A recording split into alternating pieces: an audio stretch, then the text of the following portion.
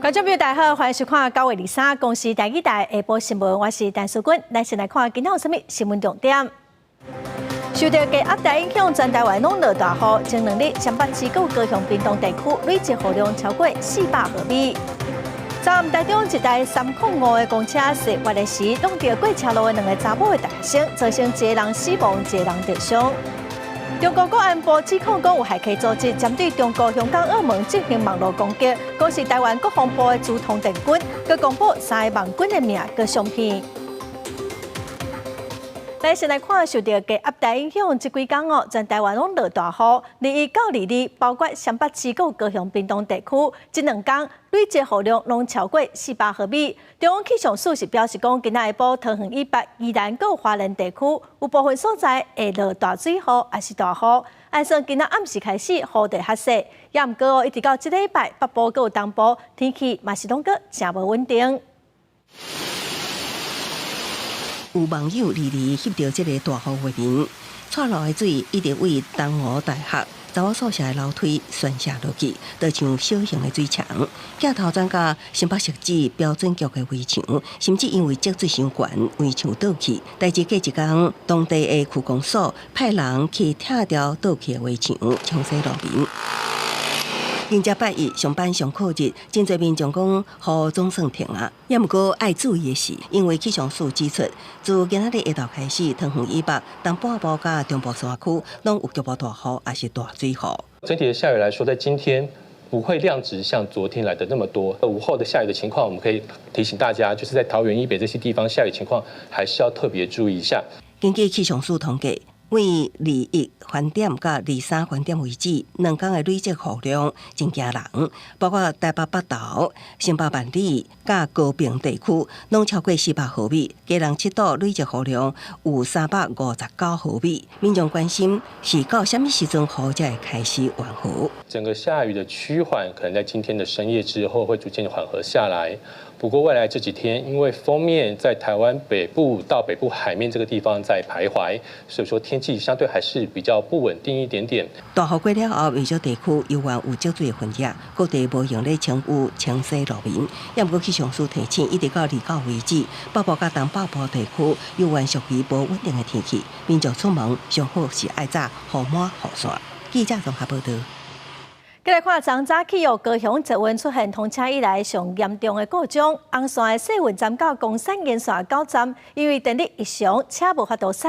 检查发现，讲伫阿里树车头以北部分的路段通电的线路出问题，伫昨暗要晚9点已经修理好势，全线恢复正常的营运咯。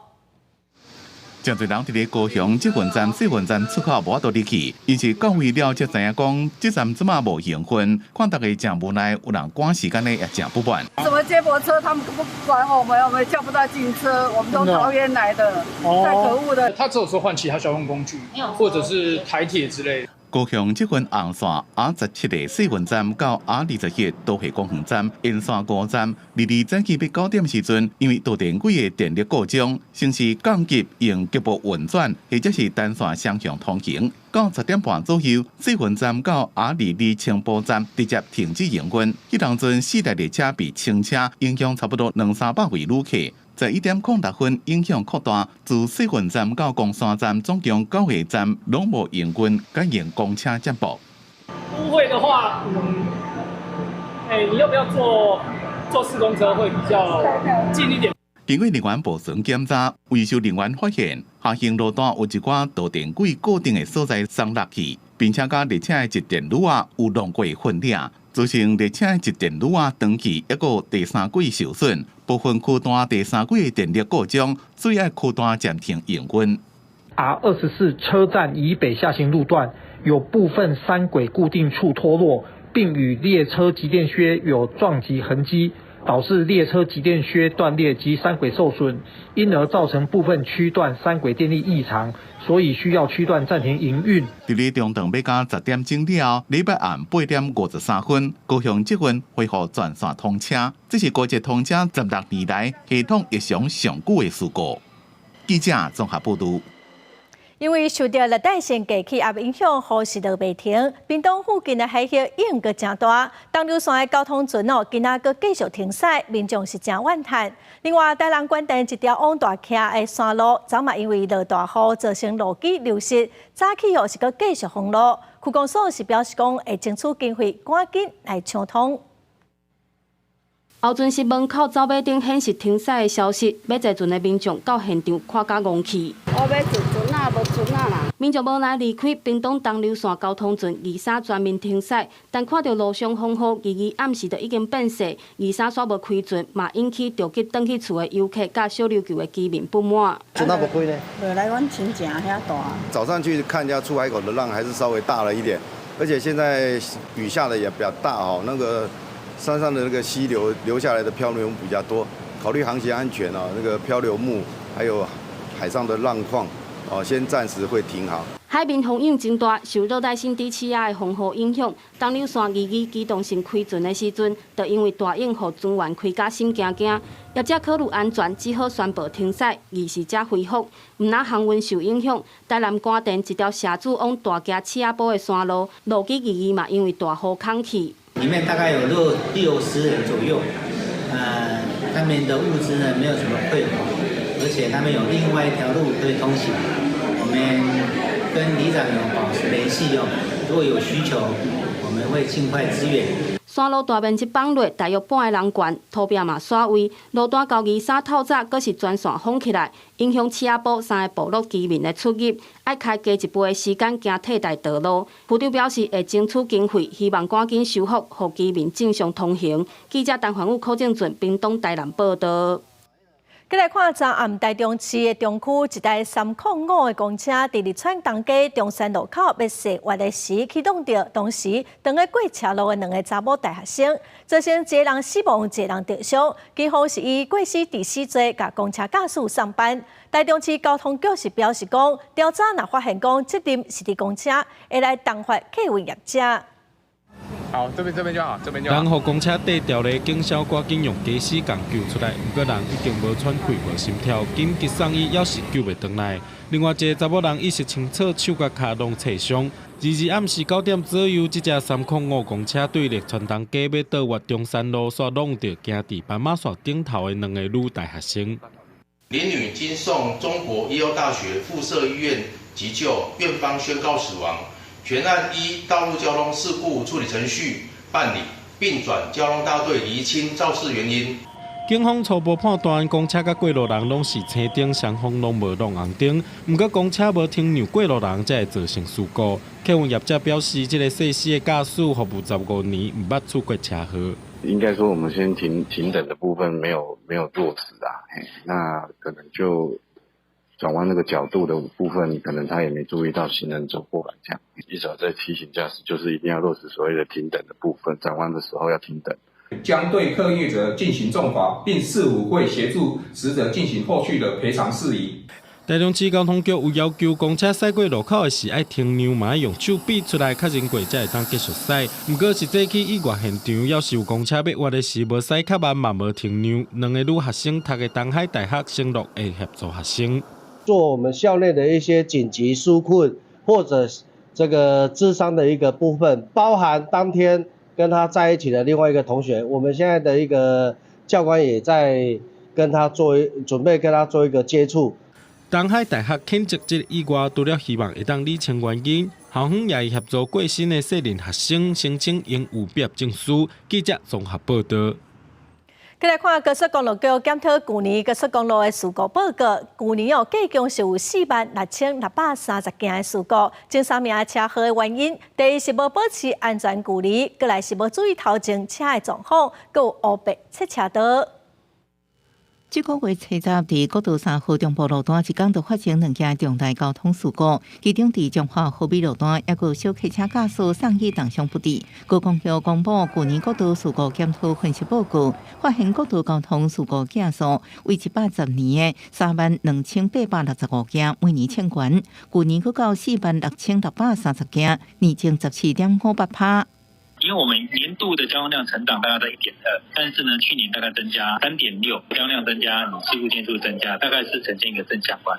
去年高速事故减速当中，第一湾类的事故，就是造成人员当场或者是24小时内死亡交通事故，年增9.43%。为统计数据当中，也发现重大车祸事故，大部分发生在暗时10点过后到隔天透早6点。高公交推测原因是这时间车流量少、车速紧、驾驶较分心或者是放冷。去年国道事故的前3大调出原因是无保持行车安全距离，无注意车前状态，加乌白换车道或者是方向。有时候会因为说前面的一个小小的不经意的刹车哈，那它其实会往后一直传递到最后面，会造成一个很巨大的急刹哈，这个就很容易会引发这个追撞的事故。高公桥透过工程管理、宣导执法甲监理等些方向做改善，也个导入 AI 侦测出口交流道塞车，望降低国道事故，互用路人平安上路、安全回去。记者综合报道。来看中国的国安部今仔发布一篇标题叫做《起底台独网军抗命者历史》的文章，指出讲这个组织不是普通的骇客，是台湾资通电军所属的单位。佢讲已经锁定3个现在的阿兵哥，嘛公布因的名跟相片。这嘛是中国伫6月发布顶举台独22条意见以来，头一批互中国立案侦查的台湾民众哦。也毋过，咱的军方是表示讲，因指控的内容拢毋是事实。中共国安部23发布一篇标题是《起底台独网军匿名者历史》的文章，提出这个组织并不是普通骇客，而是台湾资通电军所属的网络战练队环境演习中心，负责对中国实施网络舆论战。佮加讲锁定3名资通电军现役军人，公布因的名甲相片，正做中共6月发布顶伫台独22条意见以来第一批互中共立案侦查的咱国民众。不过军方反驳，中国指控内容并不是事实。针对陆媒指控啊，我们国军亚骇客公路，我们所属的网络战联队是负责执行国防资讯及网络安全维护等任务。那对于陆方的指控的内容啊，并非事实。详细看中共点名的匿名者64社群平台，多数以简体字来发文，便是对中国机构官网、户外电子荧幕进行网攻的状况。军事专家指出，咱国资通电军只有伫战时才会针对敌方的通信网络基础设施进行瘫痪攻击。网络攻防的实力，在陈平时期是作为防卫所使用，也不会无端的去攻击特定国家或地区。那在战时的时候才会发挥真正的攻防效果。不管是资通电军或其他的情报单位的这种成员的个资，我想都会高度保密。两岸学者分析，中国相关动作是咧进行认知作战，选伫这个时间点无排除甲瓦近湘西国庆有关，借此来去彰显出说中共其实在掌握台湾这部分已经有所这个动作的这样的一个氛围啦。双十国庆这个赖总统应当会有一个很重要的演说啦那是不是有借此来去希望借由这样的方式来施压？学者认为，中共伫颁布顶伫台独22条意见了后，包括伫各台办网站上开设专栏，提供基本信箱的方式，拢是咧找安怎达到相关效果，目的拢是要为着恐吓台湾的人民。记者综合报道。来看立法院准备要审查7个大法官互提名人，民众党团今仔提出11问，要求这7个人都爱回答，要安怎来维持司法独立等问题，嘛有包括死刑的议题。另外，总预算案伫立法院这个会期开会头一日，就互拿笔退回。民进党团嘛讲要实现，国民党团就批评讲，莫甲大法官当作是救援部队。希望大法官被提名人能够据实的回答。就来提了文官对7位大法官被提名人发出11个问题。立法院民众党要求7个人回答的问题包括如何维持司法的独立，也个保障人权，其中也包括死刑存废的议题。总调吴国昌批评，伫咧20宪法法庭判决，讲判死刑这犯罪情节上严重，是恐吓违反法律明确性的原则，要求大法官被提名人要讲好清楚。整个判决里面没有任何说明，没有任何定义，也没有任何例子。什么叫做犯罪情节最严重？你们认不认为这样子的立法会违反法律明确性的原则？民众党强调一定严审，若是无回答问卷，就无可能得到民众党的支持。立委王晓玲是准备要提案，将实行的条件自过半数动议变做2/3，那遐也已经列做优先的法案。因若立法院开议第一天，那被就做伙退回3条的总预算，调野立委搁再过招。不要动辄把司法搬出来尤其是想把那个大法官作为救援部队，请行政院要对我们的所提出的问题做出善意的回应，我想这就可以获得解决后续应当有的救济管道也都会同步来研议。行政权受到强害第一线的是行政院，所以对于是否提出释宪案，民进党团会站在尊重跟支持的立场。不过，从这个赖总统在2008年做民进党党团干事长时阵，就把提案要退回总预算，要求民进党唔当双重标准。行政院长杜英泰是准备要亲自拜会在野党团，要继续沟通，不过也是无排除要先前救济维护编列预算的完整性。记者综合报道。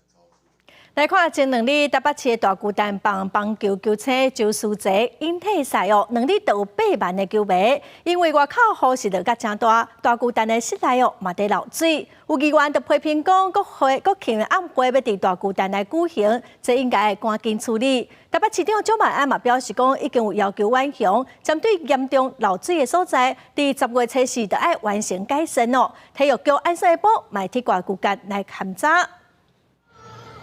人就伫咧厝内选野雨伞，因为外口落大雨，大巨蛋内边也落雨。台北大巨蛋伫拜六办这棒明星周书杰引退赛，2场比赛总共吸引8万球迷入场，也创连续2天满场的纪录。不过伫台北市连续落大雨了，大巨蛋除了座位区以外，还有出入口甲停车场也拢漏水。停车的时候有发现地上有积水，会有点担心说，如果雨量如果过大，自己的车子在底下会不会有一些安全上的考量？身为市民的话，确实会觉得有一点觉得施工品质不太好，希望赶快解决，不要发生漏水的问题。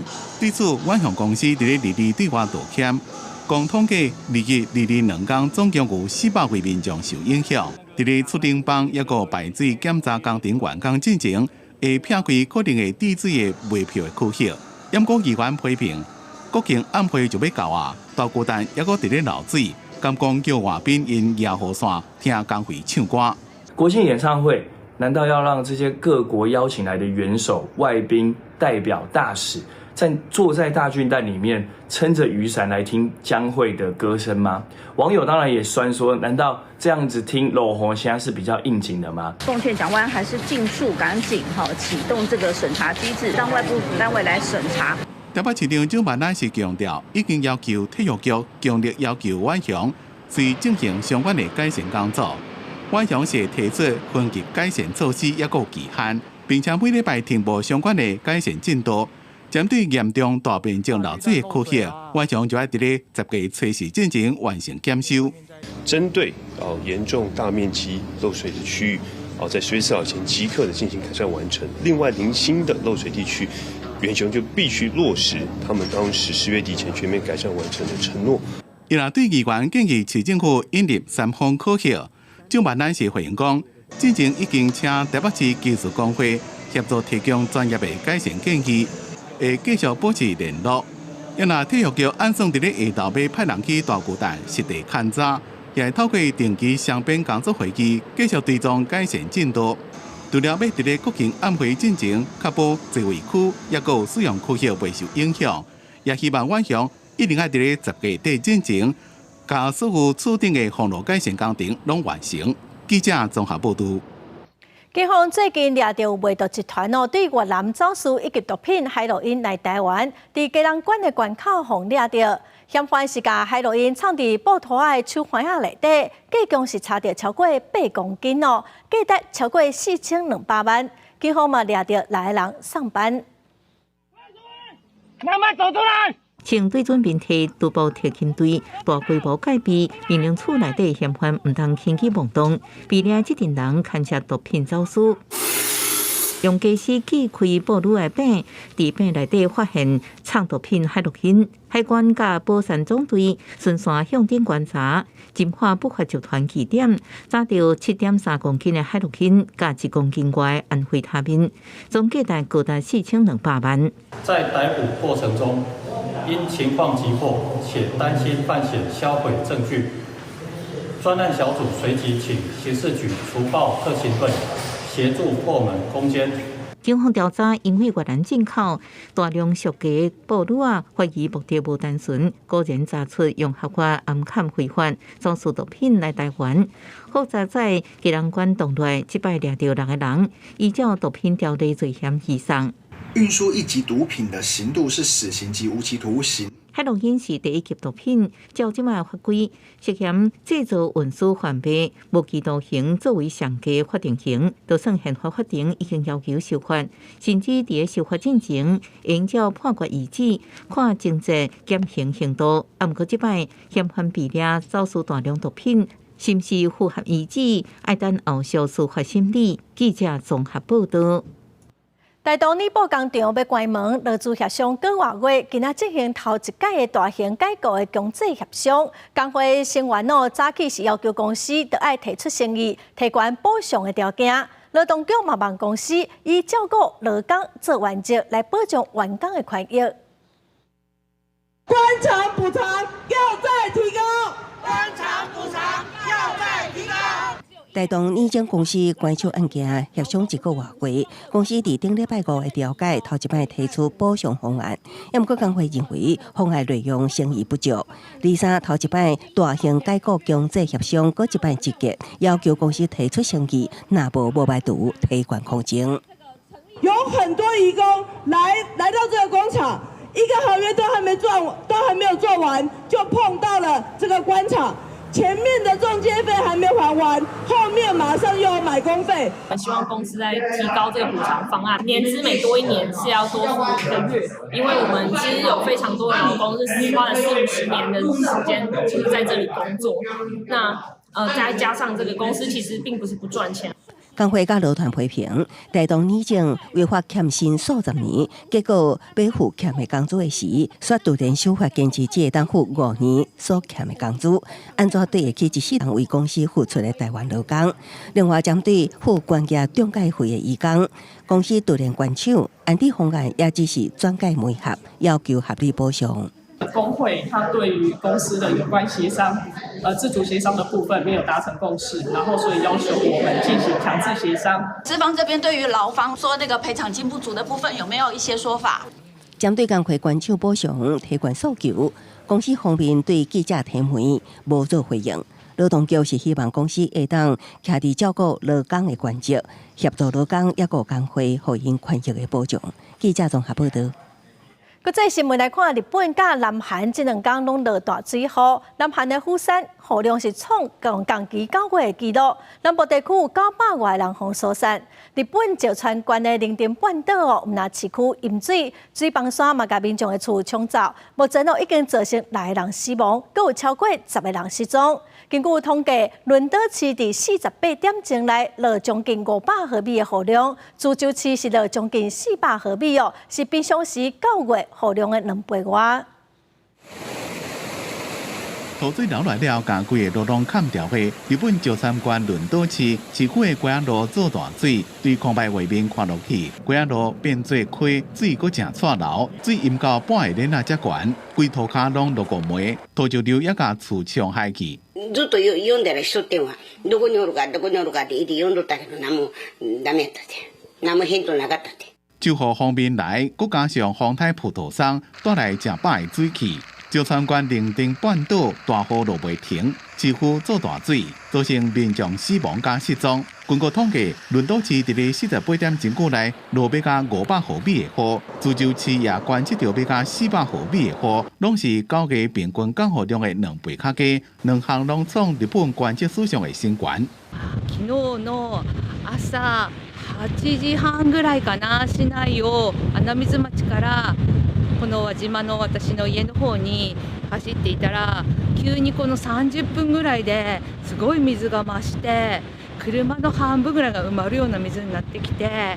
石川县灵町半岛今年初才发生规模7.6个强烈地震，怎么高拄到大雨的侵袭，和轮岛甲涿州变做重灾区。日本气象厅也叫伫石川县一个共款伫咧沿海的深海习惯的居民，伫8月中昼进前要保持高度警戒，以免大雨造成进一步的灾害。公视新闻张伟林编辑。再来看黎巴嫩真主党昨早起向以色列北部发射超过100粒的火箭弹，这是为了要报复以色列 BB 扣的爆炸事件。真主党嘛强调讲，因会展开无限期的报复。黎巴嫩真主党发射的火箭弹落伫咧以色列北部海法地区的城区，这是真主党为了要报复以色列最近对着黎巴嫩连续用 BB 扣对讲机引爆攻击。也个伫咧黎巴嫩几多个地区发动攻击，造成包括资深将领阿齐尔，也个俘虏囡仔在内真侪重大死伤的事件。阿齐尔敌人真侪，敢若是要掠去的赏金就700万美金。伊涉嫌1980年代伫贝鲁特攻击美国大使馆，甲海军陆战队营区内面杀害几多百位美国人等事件，互美国通缉。伫咧阿齐尔的个别室，支持者大声喊美国去死。真主党讲，以色列针对的目标拢失败，因过去3天的攻击要互以色列日子歹过。لقد دخلنا في مرحلة جديدة عنوانها معركة الحساب المفتوح。真主党讲，因拍的是军事目标，这个攻击互真侪人惶恐闪避找所在味。以色列军方讲，自2日礼拜暗到2日礼拜早起。差不多150粒火箭弹的攻击是对着平民大的所在，攻击大部分拢是来自黎巴嫩境内。יש לנו מטרה להחזיר את תושבי הצפון אל בתיהם בביטחון。虽然国际社会希望双方拢退让一步，不过两边拢伫咧离地威胁要加强跨境攻击。联合国担心黎巴嫩有可能成做另外一个加沙，中东的情势愈来愈危险。美国总统拜登讲，华府将会尽一切可能阻止战争扩大。后边也讲，因正关心中东局势的变化。公视新闻吴文玲编辑。去年10月初7以下冲突发生以来，以色列对加沙展开大规模的攻击，已经造成38000个人死亡。有不少加沙难民是表示讲，因逃亡的时，啥物拢无查，敢若查厝邻的锁匙。因讲希望有一天会当个平安返去厝邻。门管到迄倒位53岁诺法尔拢查2罐锁匙，一罐是家己伫加沙北部的厝，另外一罐是阿公阿嬷伫以色列南部的厝。诺法尔讲，伊阿公阿嬷伫1948年互以色列军队赶走了后，都无法度转去。这罐锁匙即马只存纪念价单。为去年10月初7以下冲突爆发以来，以色列对加沙展开大规模攻击行动，已经夺走将近3.8万条人命。诺法尔甲太太甲人的囡仔也开始逃亡。ما بدي الحياة إذا هذا المفتاح بده يضل ذكرى في إيدي. لازم أنا أرجع أفتح فيه باب داري وأرجع بيتي في الشمال وما بدي بعد هيك شيء. وبديش أطلع على أي دولة. بدي أضل في غزة. بدي أستقر أنا وأولادي في غزة في بيت. 诺法尔讲，每一摆逃亡拢要应付通拖甲困伫山地顶悬的困扰，有时阵伊是伤过热，暗时佫伤过凉，所以常常破病。对伊来讲，第一摆逃亡是上辛苦的，因为伊爱离开家己亲手起的厝。毋过早锁匙逃亡的57岁法亚德身躯只有一张查某囝的相片，甲家己10岁时阵的相片。伊讲真希望当初就选择留伫个厝。افتح هذا مثل يعني امل يعني ان شاء الله بيرجعنا وبنرجع لبيوتنا وبظلها ذكرى يعني صح انها ذكرى يعني حتكون ذكرى سيئه انه حترجع مش حتلاقي بيت。根据以色列讲法，加沙居民伫战后用转去家己的厝，只是毋知影啥物时阵战争才用结束，而且真侪厝早就被摧毁，损坏严重。公视新闻新竹背编辑。再来看斯里兰卡总统大选，经过史上头一届2轮计票了后，选举委员会昨宣布讲，马克思主义的领袖迪桑纳亚克胜选。根据选举委员会网站55岁的桑迪纳亚克以得票率42.31%胜出，打败主要反对派领袖普瑞马达沙。迪桑纳亚克伫 X 大文，这个选举结果毋是一个人的功劳，而是数十个人共同努力的结果。支持者也知影，迪桑纳雅克赢伫总统大选伫选委会外口会揭露一直大声喊伊的名。斯里兰卡总统大选的选举制度，温准投票者根据家己的介意程度，依序伫选票选出3名候选人。因为无人得到超过50%的选票，所以由得票率上悬的2名候选人，迪桑纳雅克甲普瑞马达沙进伫第2轮计票决选，也是斯里兰卡史上头一摆伫第2轮计票决定胜负。අපේ සහෝදරයාගෙන් කියන්නේ මේ වැට්ටලා තියෙන රට කොහොම හරි එකතු වෙලා කණ්ඩායමක් විදිහට ගොඩ ගන්න ජනතාව විදිහට අපිට පුළුවන් සහයෝගය කැපකිරීම හැමදේම 马克思主义领袖迪桑纳雅克领导的左派联兵国家人民力量党，是由公民社会团体、专家人士、副教组建人甲学生组成。迪桑纳雅克提出反贪腐白台甲这边政策得到选民的支持，也是和现任总统维克瑞米辛赫的受雇派领导落来原因。对于捌伫2019年选举只摕到只有超过3%选票的伊来讲，5年来都有这款的转变，实在是无简单。斯里兰卡自2022年经济因为外汇储备严重不足，陷入大幅度的衰退。斯里兰卡经过史上上严重，影响数百万人的经济危机。药品是物价市场严重欠缺，引起百姓上街示威。占领总统办公室甲官舍表示，时任总统拉贾帕克萨逃亡了后，是指公司新闻5连编译。来看，虽然治疗失智症的患者大多数拢年岁较大，也毋过有一定30岁到64岁少年型的失智症的患者，因生活的大头较重，破病了后压力是愈大。台湾失智症协会认为，社会应该爱打造优胜的工课场，来维护这定少年型失智症患者的就业权益。为人客送一份小小的咖啡甲点心，平常时有真侪无同款的活动会参加。这间咖啡店的店员拢是少年型失智症的患者，甲年岁较大失智症患者备受外界关注无同。全国差不多1.4万的30岁到64岁少年型失智者，因伫饲爸母甲饲囡仔之间，较需要社会福利的支援。如果没有一个足够友善的职场的支持环境的时候，他其实多半还会面临到提早退休、被迫离职等等相关的一些情况。那这影响的可能是家庭面的经济，然后还有甚至是就是结构，然后是子女的教养。台湾失智症协会认为，对少年型失智症患者的实际帮助，包含推动更加友善的职场，鼓励开发更加多元的社区资源，也有照顾者互助甲支持。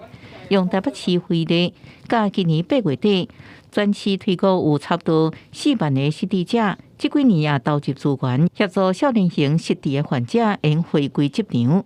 希望能够早期诊断、早期治疗，所以初筛很重要。初筛确诊。然后到就医，到资源的一个连结，所以我们台北市这边，我们有11个失智共照中心。根据国际失智症协会统计，30到64岁失智症盛行率是1/1000。虽然少年型失智患者人数无年岁较大遮尔济，不过两种面对的困境甲需求是拢无同。对外界有声音认为，应该设失智症专法，政府爱如何协助少年型失智症患者面对身心的变化甲职场，拢是正要紧的议题。记者综合报道。教育部公布的大专校园学生权利调查报告分数是真高，也毋过今仔有真侪学生团体因指控讲，这个调查结果脱离现实，根本无法度来反映出无共学生族群实际上面对的问题。因呼吁教育部应该爱退回这个调查定责。假调查，真粉饰，批评学生权利调查报告是假调查，暗含真相。教育部进前公布大专以后的学生权利调查报告，指出整体学生权利的平均指标高达9/4，暗过真侪学生团体站出来，指控调查结果背离现实，无法度准确反映新住民、原住民等族群学生的读册实况。各个大学啊，在高教生根上面虽然有弹性的分配机制，但它很取决于大专院校他们关注的议题是什么，导致学校里面的不利群体他们为了争这个资源而弱相残。但是这是我们在这份调查报告里面看不到的东西。保障学生有可以请这个碎石记忆假的权利，那我们就不难想象，实际上原住民族学生在学校会面对的是老师到底会不会认为你这样的请假是有意义的？你是不是只是想打着文化假想要回去过节，实际上只是在家爽爽过？新庄学生团体也指出，调查结果无法度反映新庄学生读册真实经验，无法度呈现校园无障碍环境爱国改善的现实。教育部也在这份调查当中提到，平等保障是达成率最高的，但我们现场却看到身心障碍学生在学校基本的食住行都因为缺乏具使用者经验的无障碍环境而困难重重。学生团体强调，这份调查敢若注重伫制度是不是建立，呼吁教育部调查退回定做，而且强化制度落实甲成效评估，也加强对多元学生群体支持，甚至扩大调查范围，将国教这边的高中升等也包含伫内底。记者综合报道。台北市温州街日本时代旧厝代代宿舍群19个透早互拆掉，其中包括研究台湾史学者周永和的旧厝，隔壁的一户，阁有已经过身的代代教授的牵手住伫内底，透早才发现讲隔壁的厝互拆掉了。代代研究生协会是质疑讲拆厝的过程无社会沟通，也毋过代代声明是表示讲会拆掉，是因为宿舍群无取得文字的成分，考虑到安全，才决定讲要拆掉。伫咧1990年头一日提出台湾图书馆的先驱周永和院士，伊在生时就住伫咧台北市温州街52巷6号正，是代代伫咧日本时代起造的宿舍。校方说，伫9月19甲2号、4号和6号拆掉，但是6号和8号是联动的，敢若剩8号也留咧，而且内底阁有大人。这件代志引起整齐文字人士的关注。代代研究生协会23就召开记者会，针对代代的拆除行动的合理性提出质疑。他说，他当天早上7点的时候，总务处才带着人走进去，那跟他们按门铃说，我们要拆除隔壁的建物这样子。所以在此之前，他说他其实不清楚这件事。那我们也有联系到里长，里长他今天没有办法出席，但他有跟我们讲说，其实他也是都不知道这件事情。针对温州街这事件建物，今年5月台北市府捌开过文化资产审议会，最后建物无得到文字身份。后来代代伫9月2日发表声明表示，因为建物的梁条拆，为着安全才要甲拆掉。虽然背后还阁留咧，不过结果互校方拆一半，就惊讲这建物会有危险，所以文字工作者就要求校方要负起责任，提出安全评估报告和结果补强的做法。有的话你提出来，就是以招公信嘛，对不对？你这就是把它拿出来，确定这是经过建筑师或结构技师计算没有问题，我们才做的这个动作。然后你要拆之前，你要先把保固先做好，而不是拆了再来保固。针对代代研究生协会伫记者会提出的诉求，代代是回应讲伫拆除进前，因拢有沟通过，嘛有找专家来做安全评估，后续会阁评估背后的建物敢有需要阁补强，未来嘛阁规划做永和院士的纪念地点来感念伊的学术贡献。记者卢尚如、柯秉哲台北报道。来看屏东戏剧故事馆推出以捧场做主题布景画展展出陈冠良的作品。伊自细汉就开始画戏台布景，后来拢改用电脑印刷，伊就伫路边画项目。伊直到明华园来找画布景，伊才阁开始画。那么做伙来欣赏。人偶合一然后这个红仔就是甲本身咱草老师同款，拢徛伫同一条线。布袋戏的红仔伫咧色彩丰富的彩楼布景头前来扮演是搁较显白，这个布景拢是画师陈冠良一笔一画画出来的。从国中开始，伊就咧画布景，一直到20几年前，电脑印刷取代手工画，伊放弃手工画布景，甲电影扛棒的工课，改伫咧路边卖项目，一直到明华园来找伊，甲伊反复布景。陈正岳先生，才讲看到迄个民主，我第一捧场2块钱，从对遐开始，开始咧接触画布景。这个舞台画家那真正一座庙，所以人咧讲歌仔戏是一个庙堂文化，庙堂文化所以就讲伊迄个布景，我更感动的是讲，通常歌仔戏的布景，拢用色足大。但是伊不但大大了一下，它的颜色很有层次。捧场2字代表戏班收听的感情，嘛，互观众师重新加画笔。20几年来，除了画歌戏甲布袋戏的布景，伊嘛替艺术展览画主视觉。紫光灯照伫咧画布顶头，画内底人物就活灵灵。它这里面是有感情的，你知道吗？这个光线是有感情。这几年传统工艺豆豆仔受众人注重，科技虽然会当快速生产作品，不过观众师伊讲手工画出来的温度，并无法度被取代。伊希望透过布景画师的角度，让大家了解传统戏剧工艺的水。记者柯昭荣屏东报道。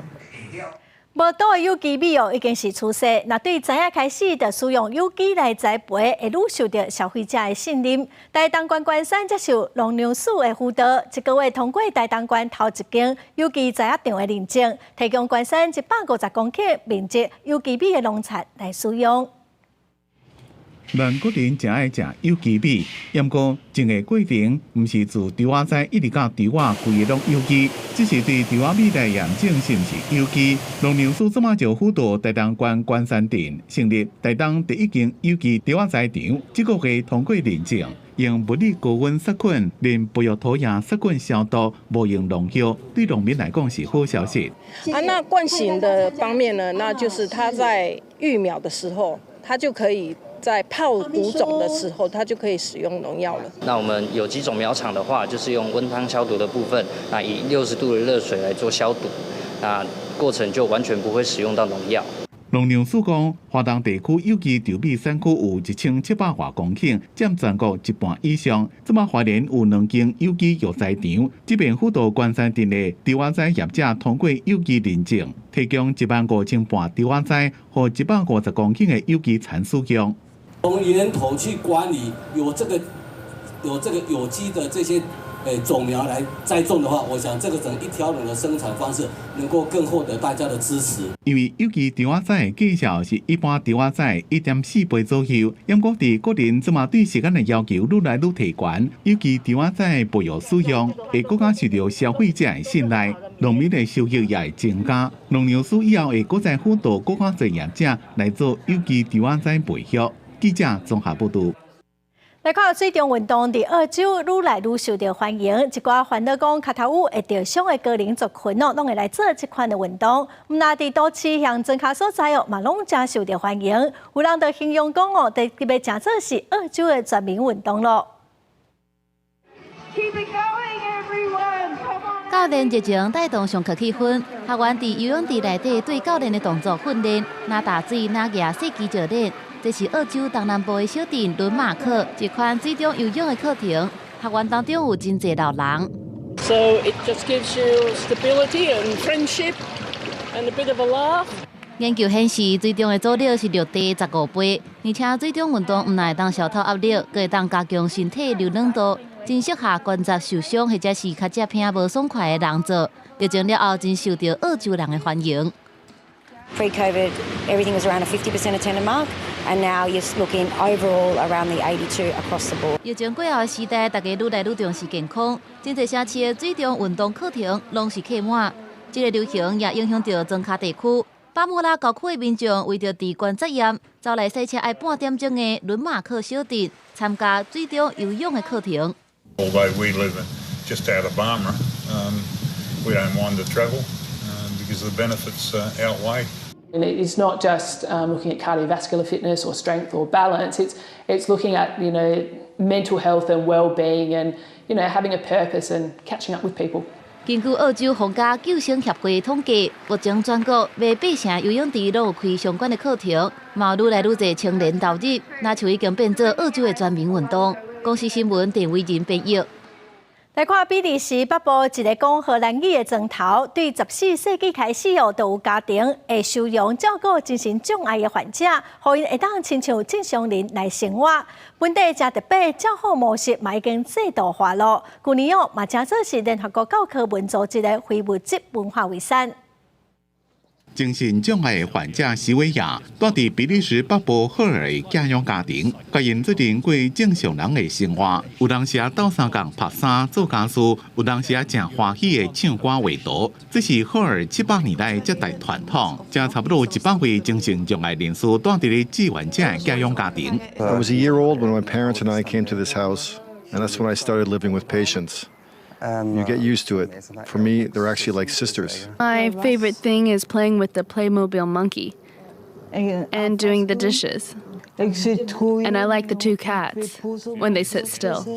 西维亚住的这个家庭，还有另外2位寄养共伴，上早来瑞尼已经踮要到20年啊。这伫咧赫尔唔是什么特别的案例。当地人甲精神病人共存的历史，上早会当追溯到14世纪。迄当阵真侪病人来赫尔向精神病的守护神圣迪夫纳祈祷，当地民众也正惯势对因拍开大门接待，一直到19世纪，这种接待传统慢慢演变成做一种受到官方甲医界认可，一个现代化、系统化的体制。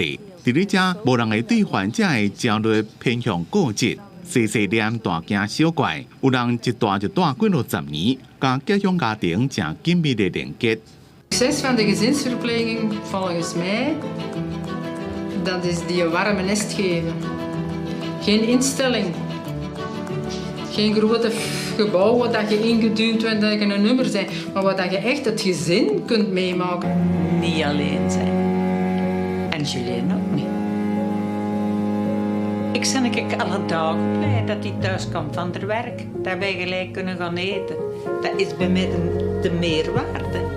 社工也会定时去访问咨询，评估患者的情形，向医师小组汇报。寄养家庭每收容1位患者，就当收到1个月1200欧元的补助。不过，多一寡人适合这种体制，也要事先先评估，亲像是妄想症会有安全威胁的就袂使。而且这几年来，因发现有真侪住伫咧寄养家庭的患者，因的病情有愈来愈好。Over time, people with a long history of psychiatric treatment find a new second home and really relax. We can even progressively phase out certain medications. The program allows people struggling with serious mental difficulties to lead as normal a life as possible within society. 赫尔这么讲做对精神障碍患者上优先的所在。除了有基础的照顾体系，也鼓励患者参加社会，消除精神疾病的歹名。因为名声这么是传到国外，去年已经列入联合国教科文组织的非物质文化遗产名单。公司新闻施惠中编译。下晡尾天气，咱来看各县市详细资料。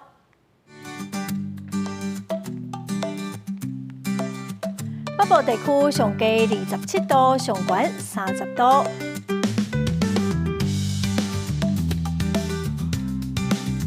中部地区上低27度，上悬30度。南部地区上低27度，上悬30度。东部地区上低27度，上悬31度。华东地区上低24度，上悬28度。再来看未来3天的天气。